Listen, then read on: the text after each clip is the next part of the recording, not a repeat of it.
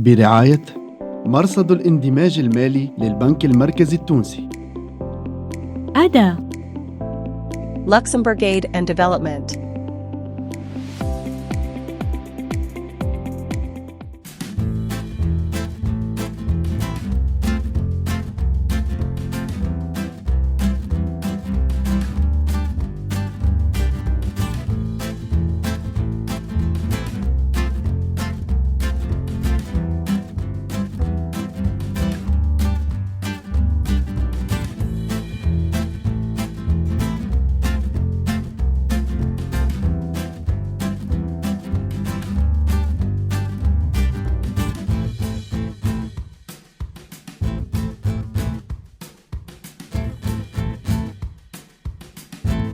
أولا استهدفنا فئات الأطفال باعتبارهم أداة مثلى ينجموا يأثروا على أوليائهم، وهم رجال ونساء الغد اللي نحن نحب نعملوا التحولات في السلوك المالي للمجتمع التونسي حتى يكون قادر على التأقلم مع جميع الوضعيات. القناة هي التلفزية وسلسلة برامج أطفال، نعتقد أنها تمس معناها عدد هام من الأطفال، ومن وراءهم أوليائهم الذين يصاحبوهم في مشاهدة هذا البرنامج. اخترنا محاور مهمة لتمس مختلف جوانب القطاع المالي والخدمات المالية. ثم انطلقنا في إعداد عدة مشاريع، منهم المشروع هذايا اللي نحن بصراحة كمرصد بالنسبة لي نحن سيت اون فيرتي. علاش سيت اون فيرتي؟ خاطر اون اكسبيريونس باغي ما صارتش في حتى دولة من الدول العربية ولا حتى شمال افريقيا. دونك حتى دون لا زون مينا ما لقيناش فما اون اكسبيريونس باغي سي دو فير اي دو كونسيفوار اون سيري تيليفيزي بور انفون. ونحن في البرنامج هذايا وفي المشروع هذايا انطلقنا من الفكرة هي بسيطة جدا، سي l'apprentissage par le divertissement. نحن عندنا parmi nos cibles c'est les jeunes، ولي جون هما بيدهم on les a segmentés معناها par tranche d'âge. لقينا كونه نجموا نبداو نخدموا على tranche d'âge من 5 ل 12 سنة. Donc on a pensé à faire de l'éducation, de l'apprentissage, de la formation à travers le divertissement.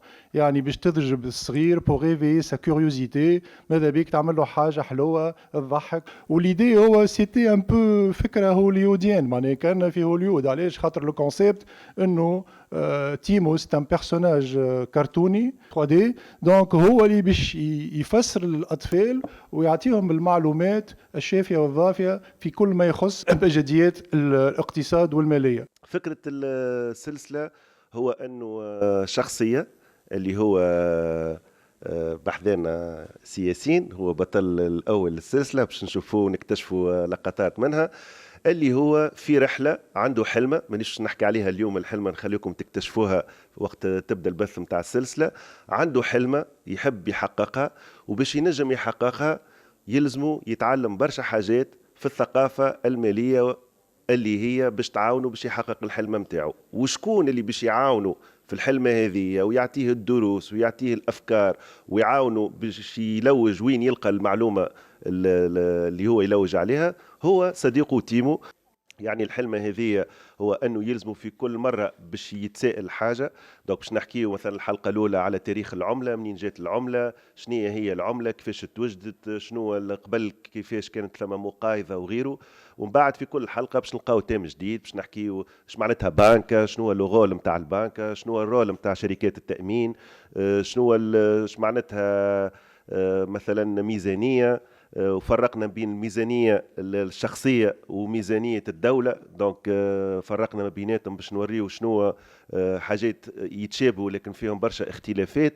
دونك تجيبوا بحثنا نصفقوا عليه ياسين بور لي فور، برافو.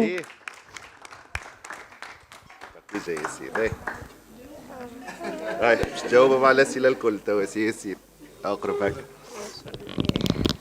صافا لاباس. دونك ياسين دونك هو باش يكون البطل الاول نتاع السلسله. طبعا ثم عده ممثلين اخرين وعده شخصيات اخرين باش تكون موجوده في السيري، لكن هو البطل. وفوالا دونك تجبوا كان تحبوا تسالوه شويه اسئله سي ياسين ينجم يجاوبكم على السيري هذه وعلى التجربه اللي عاشها. إذا كانت المصاريف أكبر من المداخيل يكون عندنا عجز، يعني لازمنا نتسلف.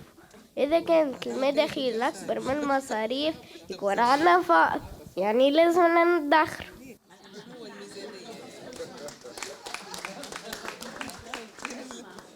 السيري هذيا حاولنا أن تكون طريفة، أنه طريقة المعلومات تكون طريقة سلسة، أنه وقت اللي اخترنا ياسين ما كانش هكاك اعتباطي، لقينا فيه لو تالون وخدمنا زدنا معاه. دايور كي نشوفوا من أول حلقة للحلقة 11 كيفاش ولا حتى الأداء نتاعو، وهو ديجا ولا ماذا بيه وقت يستنى وقتاش يصور وقتاش يتعامل ولا مرتاح قدام الكاميرا.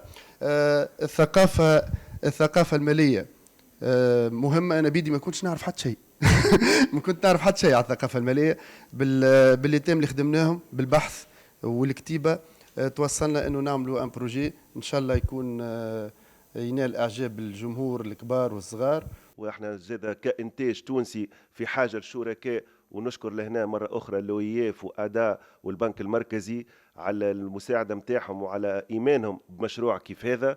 سيري باش تكون معناتها برنامج تيمو، هو برنامج يومي يعني 6 أيام في الجمعة إلا نهار السبت، لكن احنا البث متاع السيري هذه باش يكون كل نهار أحد 4 متاع العشية في برنامج تيمو تي في على قناة كارتاج بلوس بمعدل مرة في الجمعة لمدة 11 أسبوع إن شاء الله. اليوم 11 حلقة.